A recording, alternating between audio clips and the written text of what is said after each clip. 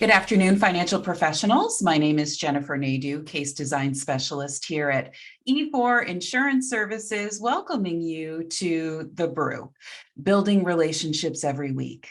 Thanks for tuning in today. For those of you joining the Brew for the first time, welcome. We like to start the BREWcast, as always, by celebrating what today's National Day is, and I've got 3 of them for you today. Today is Ash Wednesday, very important day to some people that marks the beginning of the Lenten season. It's also National California Day. And last but certainly not least, it's National Margarita Day, which is not sure how that coincides with Ash Wednesday, but that's okay. On today's Brew, we welcome back Northstar Funding Partners President Dale Humphrey as we continue the conversation on finance life insurance and higher interest rates for the final part of our 2-part special BREWcast. Today, Dale will be reviewing a real-life case study and transaction management as a part 2 of our discussion last week. As always, please feel free to use the chat box to share your thoughts or ask questions. All attendees are in a drawing for a prize, and we will be announcing the winner at the end. Thank you for tuning in today. Welcome back, Dale. Thanks for joining us again. Absolutely. Thank you. We are going to dive into part 2 of your series, and thank you again for all of the insightful information that you shared with us last week as it relates to the market, the current economic environment. You covered so much. You had mentioned that in the world of premium finance, while the emerging affluent have been more sensitive to pricing pressures, as you had mentioned, the wealthy identify cost and opportunity cost and the potential benefits of leverage. And today, you're going to start us off with a case study, I understand. That's correct. We'll do a little bit of review, but that's the idea. Okay, well, thank you again, and I'll hand it over to you. Okay, for those that were on part 1, I mean, we did spend a lot of time talking about the interest rate environment, the changes thereof over the last 14 months or so. And that introduces a number of different challenges, particularly in our industry segment, which we're, of course, focused on. And what we've been doing to adjust to that, we compared and contrasted a couple of different market climates. As Jennifer just indicated, our business certainly has been impacted by this. The large case environment, which I define as usually $750,000 premiums and greater, I wouldn't say has not been affected, but it certainly has not been affected as dramatically as the lower end case market, this thing we call the Insured Retirement Advantage or a small case platform. I'm under no delusions of grandeur, though, in that can change direction dramatically. I mean, just since we talked last week, things have changed. I mean, now the discussion point is exactly what the Fed's going to do in terms of this, what they call their terminal rate, meaning how high are they going to take the federal funds rate, which is probably one of the most overt levers that they use to impact a variety of different interest rate benchmarks and things like that. And so yesterday, the equity markets were, again, very spasmodic over this issue, and bond yields are up, et cetera. So we've already shifted gears. I mean, if you looked at the press last week, it was, this degree of optimism, the Fed be able to back off the rate cycle here as far as the increase are concerned. Now we're back to the discussions how long interest rates are going to be relatively high, and I mean relatively on a historic basis. Now, what we'll do today, though, is I want to be able to kind of take you through a case example, and this case is good to talk about because it provides an insight as to one that actually started before we had the rate increases. And this is often the case. As I indicated, these financing cases can take a while, and some take a long time. But this one actually did move through this whole period. And so we initiated the prior workup at a point in time where rates were fairly modest, if you will. And of course, we've had a gradual increase in rates, and that's changed many aspects of the transaction. The individual, this is a prototypical case for us. We have a 45-year-old business owner. They're looking at this product solution not from the perspective of a pure death benefit play. They are seeking to use the product at some point in time to supplement income. Thus, the borrowing vehicle is not an irrevocable life insurance trust. It's an LLC that was purpose built for the transaction. The individual is well qualified for the loan. They have a strong balance sheet, not only in terms of the aggregate stated net worth, but if you look at the liquidity metrics and some of the other things that we look at from the capability to collateralize a loan, this person's well qualified. As I indicate in the slide, the case started early February 2022, and then moved through this cycle. For ease of use, I'm going to simplify things a little bit and round out the premium solves. We're going to show you a $500,000 premium solve on a 10-pay non-MEC solve. Mm-hmm. That's a standard type of premium schedule for us. We do short pays, but not short pays to the extent of like 3 pays, 5 pays, or even 7 pays. At Northstar, we have a strong position that 10 pays, at least from an illustrative basis, are the proper way to structure these transactions. Non-MEC, hopefully those folks in the call are familiar with that phraseology. We do max funding, so at least these are defined still as life insurance and do not flip themselves into a modified endowment contract.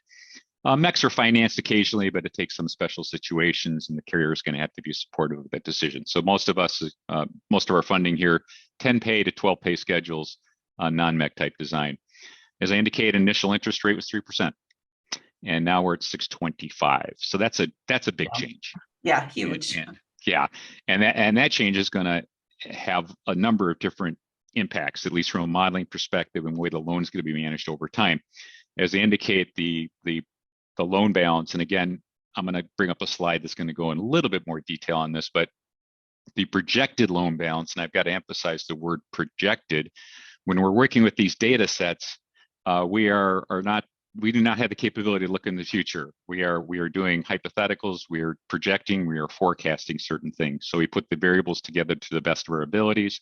They can change by year 2. They will certainly be different in year 5.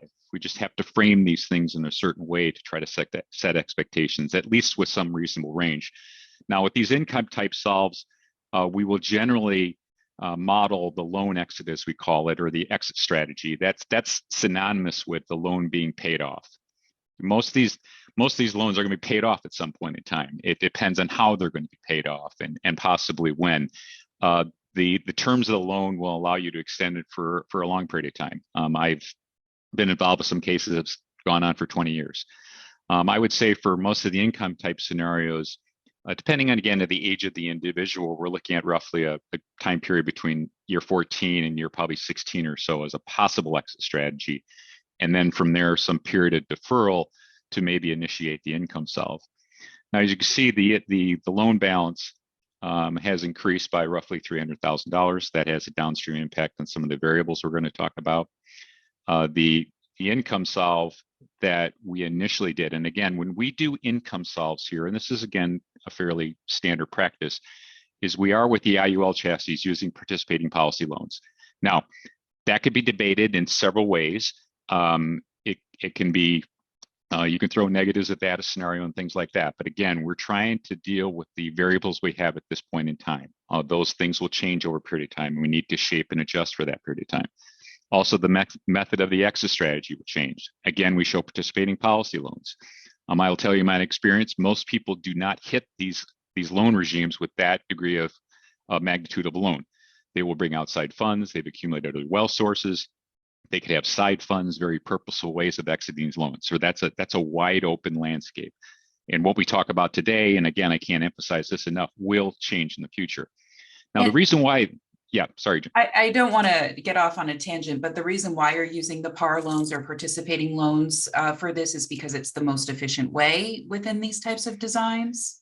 Well, one aspect of the contract is that you could have this hypothetical delta between the loan charge and the crediting the policy. Again, not to get into too much detail, but hopefully if people understand participating in index loans, the gross amount of that loan does have an internal charge related to the loan carry, but it does, and hence the language participate, or it still enables that balance to be involved in the crediting strategy.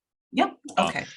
versus some loans and maybe a fixed loan, or of course a more extreme example would be an outright withdrawal from the policy, which we usually never see or do because it puts a tremendous amount of pressure on the loan and things like that. So we would have to, and the policy itself, so we'd have to be fairly cognizant of what we're doing there. But most of the time, again, we see mixed exit strategies. Yeah. Now, a point here is you look at this, you say, well, the loan solve, the illustrated income solve before was 506 and now we're 503. Well, that's not much of a difference at all. Well, there's a difference, or there's a degree of equating these two, at least on a hypothetical basis, because we've made various adjustments to the modeling and the way that we shape the policy. And that point, that lower bullet point there, to equivalent the income solve, we used a 27% blend on the policy. What is blending? Well, if you're not familiar with that, some IUL chassis will permit the use of a non-commissionable component of the death benefit. It could be a permanent form of UL, or it could be a straight up term that fades over time or endures. The permanent UL operates a little bit differently. But this non-commissionable element, which of course gets attention by the agents in certain ways, as you can guess, but that is actually a methodology. It's fairly client-centric methodology to enhance the relative cash buildup or accumulated value in the contract vis-a-vis a given amount of death benefit, because you're essentially buying a certain amount of face amount or certain amount of death benefit over time at a much lower cost. Yes. And the trade-off of that lower cost drag is that we can enhance the value, the accumulated value, and the cash surrender value side of the equation in the policy. It's something that we use a lot. We do not use it just to use it. We want to be judicious about it because it does impact commissions. We're conscious about that. But again, I do emphasize to advisors that there's certain reasons why we do use it. And most of the time, it's a very client-centric reason. Yes. Mm-hmm. So I'm gonna escape out of this full screen mode because you can't see it.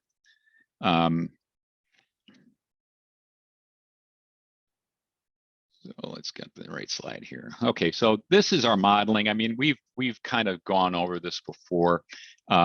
So this is we have a team of case designers here, and what they do is they take a fact pattern in on a given case. So we have an inquiry. I have this client. This is the rough parameters for the sale. This is what I'm trying to accomplish. And what we'll do on our side is that we'll run the source illustrations using the carrier software. And then we take that data and we integrate it into a custom software module that we manage on our side. And that's going to weave together the policy information that we're focused on with a probable loan. As you can see, this is going back to our initial case situation, hence you can see the interest rate. And we took the interest rate up, but obviously people can look back on this and say, well, you were way off. Yeah, I mean, who would have known? Yeah, us in addition to many other people, including I think the Federal Reserve, probably wouldn't have anticipated the rates to do what they did. So obviously this rate scale is not inaccurate in any shape or form. The impact of the interest obviously is the interest that's going to be accrued or charged in the loan. And as we've talked about in other presentations, this is the contribution. I don't know why that's titled monthly. That'd be annual contribution. This is the contribution of the guarantor or the insured entering the transaction. So this would be literally the person's contribution towards the loan. Now, the way the loan chassis works is that any amount of this contribution above the interest due, and this lasts for the first 5 years or so, is going to help reduce the principal balance of the loan. I talk about this out-of-pocket or OOP component all the time. There's two areas of primary risk in these transactions. There's others, but the two mains are the direction of interest rates and the relative performance of the life policy. Those are outside of our control. Right. Cannot control those two things. The one thing that is under a degree of control and is a deciding point upon the client themselves, as well as working with their advisors, is this out of pocket, or the amount they're going to contribute towards the loan. This is also a key metric for the risk equation in the transaction. All of the things being equal, as you lower the out of pocket, you increase the leverage and you increase the risk. Why? Well, because that is going to force more interest into the loan balance. So the loan balance is going to accelerate at a greater rate, and it's going to change the dynamics between that loan balance and the cash value of the policy. which is a key aspect of these transactions. So the out of pocket is something we pay a lot of attention to. I prefer transactions that probably are levered right around 20 or 25%. There's some people that literally promote, if you do financing, you might as well use zero out of pocket, because that's the whole point of this, is using leverage. Well, yes and no. I mean, we have got to look out in the future in these transactions. You've got to understand and be in this business long enough to understand that anybody deciding to use a high degree of leverage, there's going to be an impact from that. Yeah. And they better be prepared financially to deal with it. So again, I'm operating the leverage business, but I personally do not like too much leverage. And the 20% as a percentage of premium is a good number. If it's higher, that's fine. I mean, you can get to a certain point where you basically diminish the impact of financing by decreasing leverage too much. So there is a fine balance there. So let's go over here a little bit. Mitigating the risk of the uncontrollables. Is that right? That's the general. Yeah, it helps control things. I mean, most of the transactions that I see that have run into some degree of difficulty, I'm talking between years 8 and 10 usually, were just highly leveraged designs. Or the people basically decided, well, I'm not going to pay the out of pocket anymore. So I'm just going to roll everything up. And there's going to be a cost to that. And you just have to be conscious of it. The out of pocket and these other things, the way these variables come together, are going to be manifest or reflected primarily in the collateral for the transaction. Now, again, just a little bit of review here. We have two forms of primary collateral: the cash surrender value of the policy, or more specifically, the lender acceptable cash value of the policy. And this thing we call gap collateral. Gap collateral, by its very definition, is going to shore up the differential, or the gap, between the loan balance at any given time and that cash value. So these large deals that are going to use a good degree of leverage are always going to have gap collateral to some extent. And a focal point of when we design these things, or at least build the modeling for them, is to provide people a possible forecast to how this gap collateral will behave. And you can see this track here. So when we build the transactions out, this is a primary discussion point, is what are the acceptable forms of gap collateral, and what can this client provide to be able to collateralize this transaction? And no, it's not necessary to provide 10 years of collateral. This thing operates like a ratchet, but they better be prepared for the potentiality of the increases over a period of time. This is the main breakage point in any financing transaction, is the inability to properly collateralize the deal over time. And that's why it's a big focal point for us. Now, if we go down here a little bit further, we'll show kind of the exit strategy. So here's the projected loan balance. I think this is probably a Y15, like I talked about. And the income, and again, illustrated participating loan distribution at age 65. Again, the thing about this, if you understand index loans, this number is not going to be a straight line number. There's going to be a degree of variation based on the interchange between the loan charge and that participating or crediting on the policy side is concerned. So this was what we framed up on the prior transaction. Now I'll just go down here a little bit further, and let's flip ourselves into the transaction as it sit, well, a little while ago. So here we go. We got our higher interest rate. Little different dynamic here, because we bump the rate up again, and then we actually are prospectively. And again, the advisor, I think on this one was like, well, I think rates are going to start to come down in a couple of years or so. And, we agree, just at least from a hypothetical perspective, to bring the rates down. If I remember correctly, this advisor wanted to see like 2.8% or near 3% on the lower side. I was like, yeah, I don't think so. So we're just leveling the thing off at 5%. Again, we don't know, but we just do not want to get too extreme as far as our potential decrease on that. Same out of pocket. Now, the reason why I talked about the blending strategy is that there's two levers actually that we can pull. If we're dealing with the same exact policy framework, exact premium solve, underwriting classification, and all those things, the only two things that we can really adjust, if you will, if you try to change the output, the way it operates, is a potential blending of the policy if the product offers it, and the out of pocket. So we could have done a couple different things here to try to control the balance here. And if I remember correctly, the discussions with the advisors was, well, the client, and again, I should back up. If we were to try to control the loan balance to a greater extent, which is important because we have a higher interest drag on this transaction, what would we do to the out of pocket? It would go up. Right. So if I remember correctly, when I was working with the case designer for building this out for me for this presentation, they went up to like $125,000 or something like that. Maybe it was 135. And that had enough of a suppressor, if you will, to shore up that $300,000 differential we talked about in the loan balance. But in discussions with the advisor, ultimately, like, no, the client really likes 100,000, want to try to keep in that 20% range. What can we do to the policy framework to kind of make this presentation look a little bit similar to what we presented them before? And that was the blending strategy. And you can see that enabled us to deal with the higher loan balance, which is going to put a little bit more pressure, at least in the policy from an illustrator perspective when we hit it with the loan. But then that loan, that difference in accumulated value in the policy structure is what's going to generate this illustrated income. Again, agents really get fixated on this output, and they do for good reasons, all right? But they've really got to couch this as there's so many things happening here. This provides a framework to operate from, but to take this as a verbatim is just absolutely inaccurate. You cannot do that. Yeah, yeah. But I will tell you, clients do it all the time, because when I talk to them at year 8 and 10, they drag illustrations out and they stuff. I was told the policy was going to perform like that, right? Yeah. And the other thing I hear all the time, and I can't provide enough caution to this, is I always hear the word, at least from the clients when I talk to them, which is rare. It's not a good thing, but I thought this thing was guaranteed. That's another one, right? So you cannot use the terminology guaranteed in any aspect of these transactions, much less just the current side of the illustration. So again, a lot of moving pieces here, but that's what brought the transaction, if you will, at least from an illustrated basis, and a degree of equilibrium.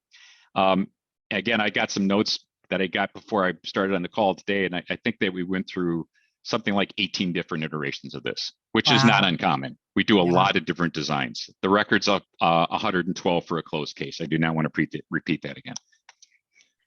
As you're talking about cost and blending, and I think you're going to get into this in the last slide, so forgive me. I can't help but think about how whole life, how would whole life perform? Is that even a viable option? But I think you're going to talk about that a little bit. And I will. I mean, some people might just start throwing fruit or something at the screen, but I said it first. It's okay, Dale. When I first started in the business, IUL wasn't out yet.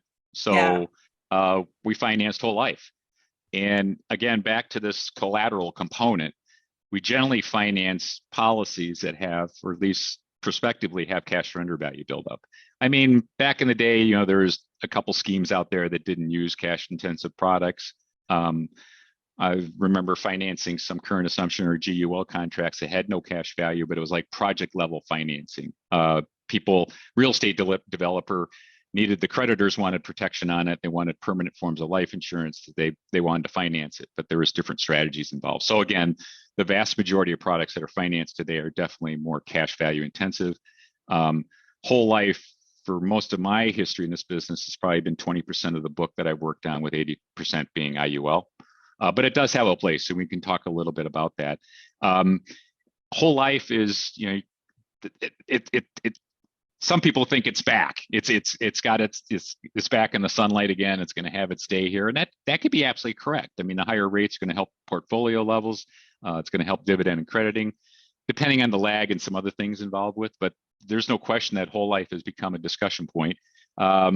Post 7702, this last changeover, several whole life companies did react and change their product, whereby at least from an illustrator perspective or competitive positioning standpoint, it compares very favorably to IUL. And again, the whole thing about whole life, especially with those that are in that part of the business and some that are absolutely fixated on it, not for bad reasons, I mean, I completely understand, is the level of standard deviation and cash surrender value buildup.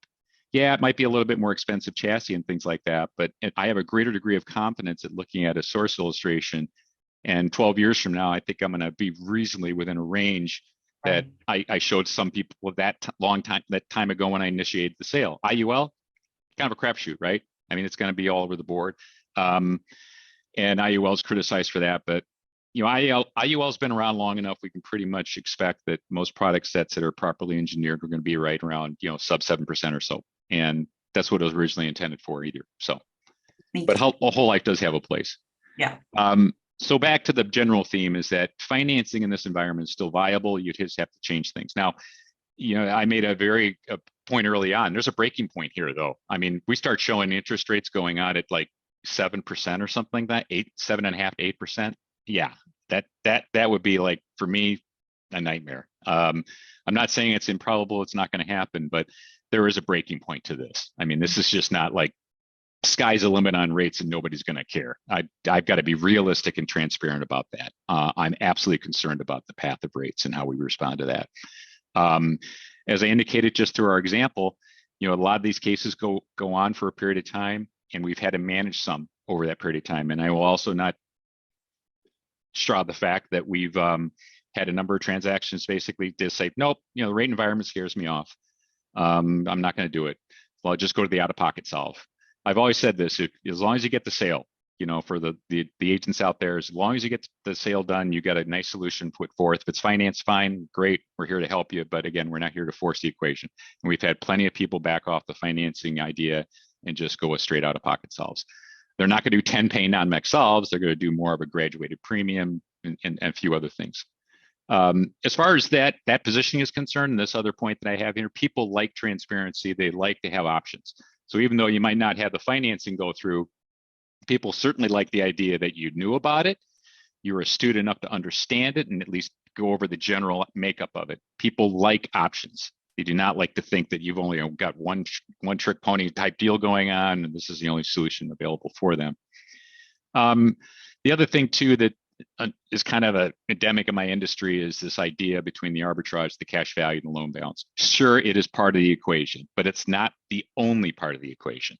We cannot always bank on this consistent delta, if you will, or differential of 2.5, 2.75% between the policy cash value and the loan balance. There are periods of time of stress like we are dealing with right now, where that's completely closed up from an illustrative perspective. So you don't have to completely structure the transaction on. Long term, would you like to have that? Absolutely, but there will be periods of time where that is non-existent. The long-term viability and the way you manage the transaction starts at the point of origination. You've got to lay these things out.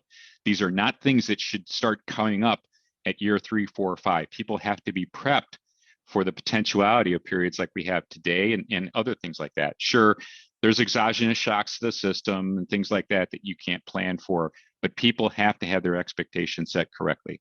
Also, do not skip the important ingredient of looking at the loan documentation. And in most cases, I think with these large deals, an attorney should look over the document set.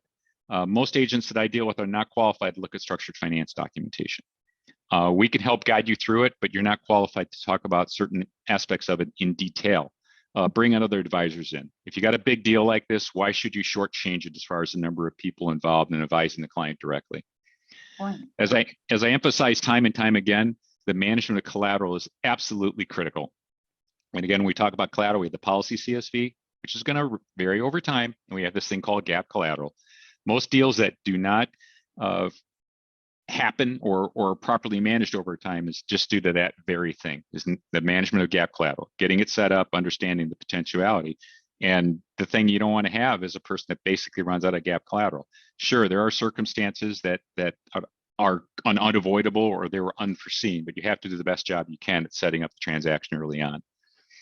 The other thing is, do we position lower rates at this point in time?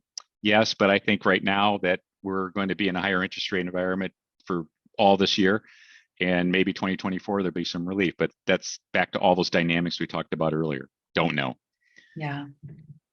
Educate yourself. You don't have to be an expert in this industry. We're here to help you. We're here to quarterback you. We're here to support you. We can provide the expertise on that.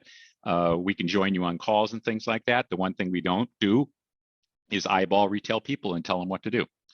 You're the advisor in the front lines, and you're going to have to take the ultimate responsibility for that. We can be your technical support team, and we can help you at all times in the transaction. And we're here after it's placed too. It's not like, okay, thank you very much, see you later. Every single year we're touching these transactions, if not more frequently. We'll have to see what happens to IUL cap rates and stuff like that. I mean, we've got another change coming down from an illustrative perspective, which I don't want to get into, but there seems to be some movement in the industry. And I think it's guided primarily by the whole life crowd that's trying to suppress the way that you can illustrate IUL. And that could change the dynamics too. at least from an illustrative perspective, it's not going to fundamentally alter the technology of these products and how they behave, but you're going to have to be prepared to understand those changes and position accordingly. Back to whole life quick again. I mean, yeah, the whole life discussion is more frequent and people are bringing it up more. And we're fine. I mean, we're ready to roll on that.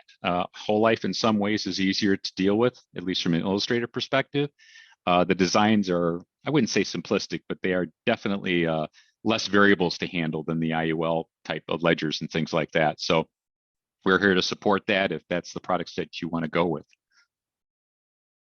Excellent. Thank you, Dale. I'm just going to reflect on some of the notes that I took, but so many factors that go into premium finance, loan expenses, policy performance, interest rate. We are so grateful to have you on last week and this week as well to share your knowledge with us. And the case study was absolutely beneficial as well. I'm going to take a moment now and open it up for questions. Want to remind everyone to use the chat box, or you can certainly unmute your line as well.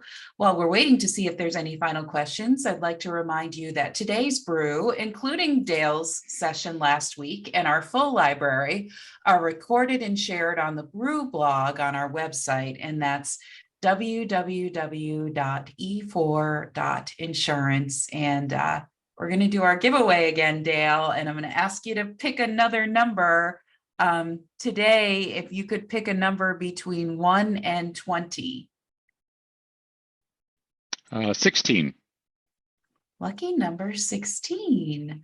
The winner is Todd. And Todd, I know I'm going to say this wrong. Todd Steineck, maybe? Steinecki? I apologize if I'm butchering that, but congratulations, Todd. Be on the lookout for a complimentary CE voucher and Starbucks gift card that will be coming your way from all of us here at E4 Insurance Services. And I am going to pop into the chat box to see if there are any questions. I'm not seeing any right now, and I also want to be cognizant of time. We're right at the 12:30 half hour. Dale, thank you again so much. We love having you on. You're a wealth of information. We're very grateful to partner with you. So thank you again for sharing your time. Thank you.